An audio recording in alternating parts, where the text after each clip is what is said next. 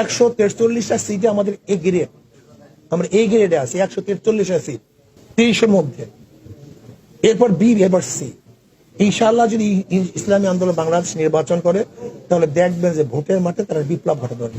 জোটের রাজনীতিতে প্রায়ই বড় বড় দাবি শোনা যায়, কিন্তু সেই দাবিগুলোর পেছনের বাস্তবতাটা আসলে কি? চলুন আজকের এই আলোচনায় আমরা বাংলাদেশের রাজনীতির ঠিক এই জটিল হিসাবটা একটু মিলিয়ে দেখি, যেখানে দাবির সাথে দলিলের ফারাকটা অনেক সময় চোখে পড়ার মতো। তো আলোচনার একেবারে কেন্দ্রবিন্দুতে আছে ইসলামী আন্দোলন বাংলাদেশের নেতার এই বেশ বড়সড় একটা দাবি। ভাবুন একবার, ৩০০টা আসনের মধ্যে ১৪৩টাতেই তাদের নাকি শক্তিশালী অবস্থান আছে। এই কথাটা কিন্তু জোটের রাজনীতিতে নতুন একটা সমীকরণের ইঙ্গিত দিচ্ছে।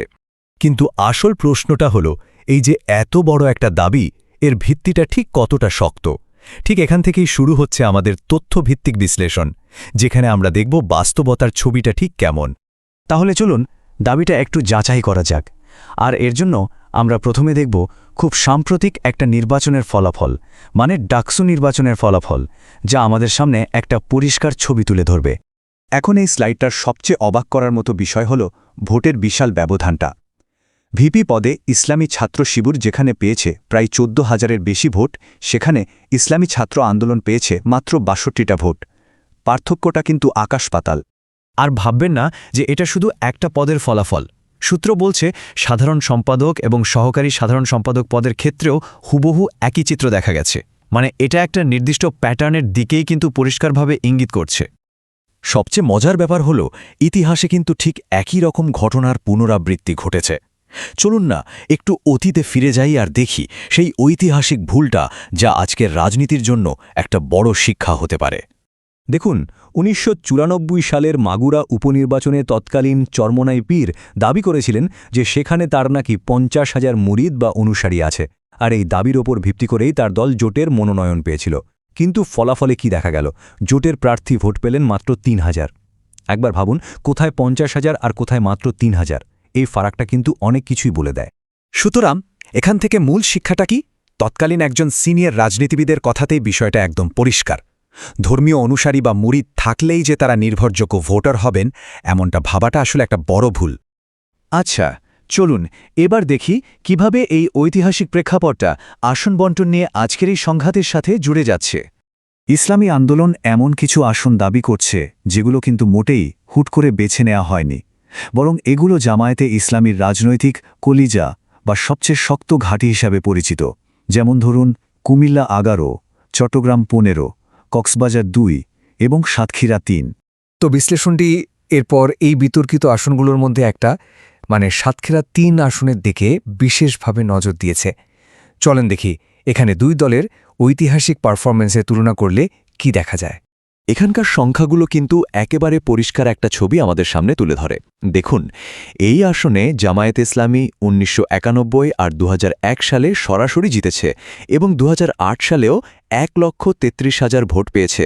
আর অন্যদিকে ইসলামী আন্দোলনের ভোট মাত্র কয়েক হাজারে সীমাবদ্ধ।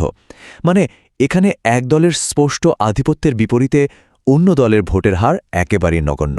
এইসব তথ্য উপাত্ত বিশ্লেষণ করে সূত্রটি একটা গভীর রাজনৈতিক কৌশলের দিকে ইঙ্গিত করছে। এখানে কি পর্দার আড়ালে অন্য কোনো খেলা চলছে?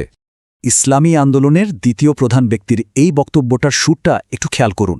এটা কিন্তু কোনো সহযোগিতামূলক মনোভাবের বদলে বেশ একটা সংঘাতমূলক সুরের ইঙ্গিত দেয়, যা জোটের রাজনীতির জন্য একটা অশনি সংকেত বলাই চলে। এর সাথে আরও একটা নতুন মাত্রা যোগ করেছে সম্প্রতি ভাইরাল হওয়া একটা ভিডিও।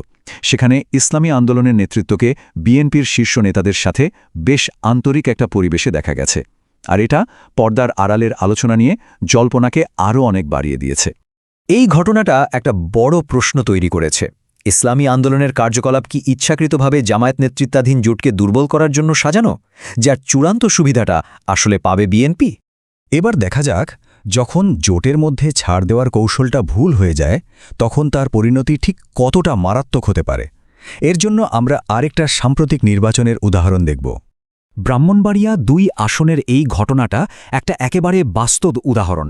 এখানে জামায়াত জোটের শরিক দলের জন্য তার জেতার মতো একটা আসন ছেড়ে দিয়েছিল, কিন্তু ফলাফল কি হলো? জোটের ভোট বিভিন্ন গোষ্ঠীর মধ্যে ভাগ হয়ে গেল আর জোটের বাইরের একজন স্বতন্ত্র প্রার্থী জিতে গেলেন। সোজা কথায় এই আত্মত্যাগ জোটের কোনো লাভ তো করেনি, উল্টো প্রতিপক্ষকে সুবিধা করে দিয়েছে। তো এই সমস্ত প্রমাণ আর ঐতিহাসিক উদাহরণ জামায়াতে ইসলামীর নেতৃত্বকে একটা খুবই কঠিন কৌশলগত দ্বিধার সামনে এনে দাঁড় করিয়েছে।